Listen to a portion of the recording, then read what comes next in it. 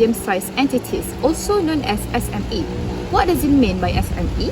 From a Malaysian context, SME can be defined as a Malaysian business with a paid-up capital of 2.5 million ringgit or less, and is not affiliated with any company that have a paid-up capital of 2.5 million ringgit. Moreover, the sales turnover also not more than 5 million ringgit per annum. In addition, SME company contains two qualifying criteria, which is manufacturing sector and service industries such as ICT and distributive trade.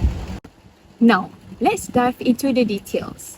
First thing first, in a small company that manufacture products, the sales turnover shall be between 500,000 to less than 15 million ringgit. It also needs 5 to less than 75 full-time employees. On the other side, the sales turnover for companies in service industries is 300,000 ringgit to less than 3 million ringgit, and it should have minimum 5 to 30 full-time employees. Let's get into the next one, which is medium company. For companies that produce goods, they must get sales turnover of 15 million to not more than 50 million ringgit per annum, and the company shall have 75 to 200 full-time employees. Meanwhile, for companies that produce services, the ideal sales turnover is 3 million ringgit to 20 million ringgit annually. It also requires full-time employees of 30 to 75 people. The first reason SME struggle to get bank loan approved is that SME has poor or insufficient credit history. Having a low credit score can break your chances of getting small business loans. Banks make decisions to lend money based on a business past payment history and credit reports. This helps them determine if you are able to pay them back on time. In the context of SME, the impact of repayment history and credit score can be critical to their financial health and ability to access funding.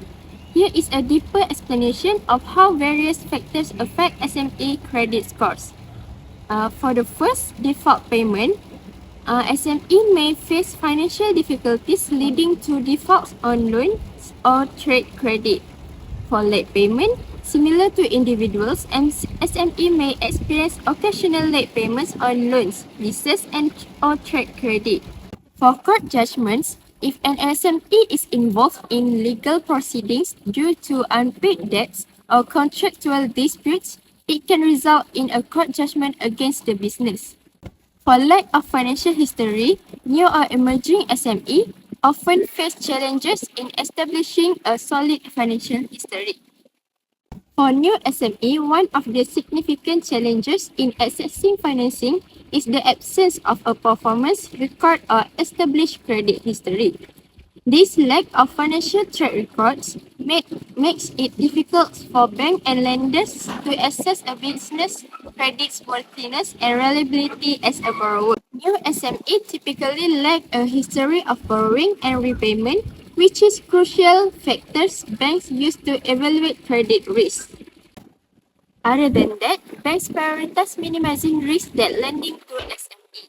A lack of performance record makes it harder for lenders to predict the business future, financial stability, and ability to repay loans. In addition, collateral is one of the bank's security measures to provide loans to borrowers. It acts as a guarantee of the borrower's wills to repay the loan within the stipulated time.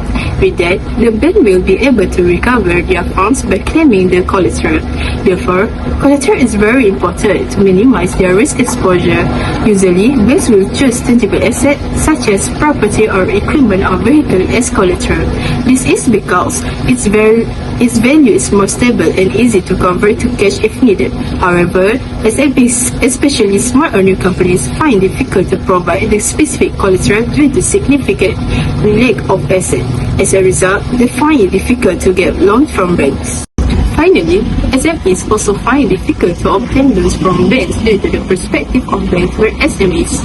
That SMEs are risky borrowers compared to largest companies.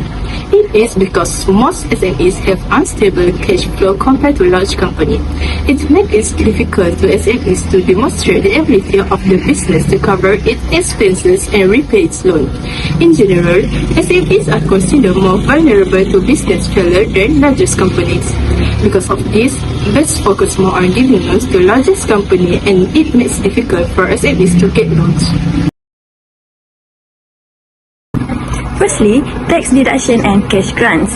SME can benefit from increasing tax deduction for expenses related to training, digitalization and research and development. This will help lower the cost of doing business. For example, if the government lower tax rate of 70% to 15% for the first 100,000 of chargeable income, SMEs will saving up of 2,000 from this reduction. Next, we will talk about the major purpose by the Malaysian government to mitigate the coming economic slowdown in SMEs. Here, 3 points that we will discuss about.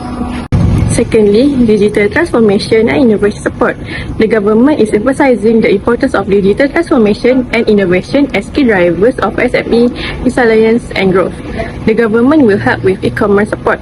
This initiative to help SMEs expand their online presence and leverage e-commerce platform for broader market access, including training programs and subsidies for digital marketing efforts. Other than that, government help with technical assistance. This program offering technical support and consultancy services to help SMEs integrate new technologies into their operation. Lastly, workforce development and training programs. This to ensure SMEs have access to a skilled workforce. The government has initiated several workforce development and training programs such as apprenticeship and internship programs. It will encouraging partnership between SMEs and educational institutions to provide practical experience and training for students and recent graduates. Besides that, reskilling and upskilling programs, collaboration with educational institutions and industry bodies to offer training programs tailored to the needs of various sectors. Okay, that's all from us. Thank you! Bye!